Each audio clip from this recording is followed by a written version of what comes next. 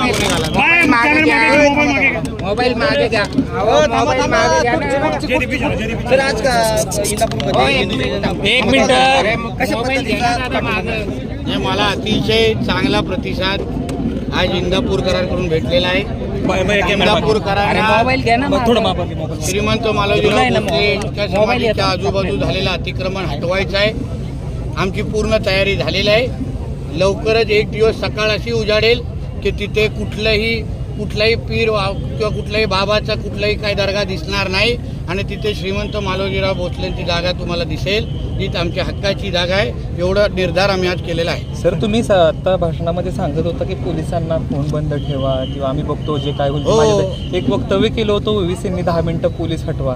त्यानंतर आता तुम्ही असं वक्तव्य करता आहात की अगर त्यांना काय अडचण होत असेल कशा संदर्भात म्हणायचं अगर ते त्यांच्याशी बोलत तर बरोबर ना. मी काय बिल्ला लावलं नाही ना. माझ्याकडे काही वर्दी घातलेली नाही. मोर्चाच्या पूर्वी अनेक मराठा बांधवांनी विरोध केला ठिकठिकाणी. मला कुठल्याही हिंदूंचे काही तक्रार नाही. शेवटी ते माझे हिंदू आहेत, माझ्या हक्काचे लोक आहेत, माझ्या प्रेमाचे लोक आहेत.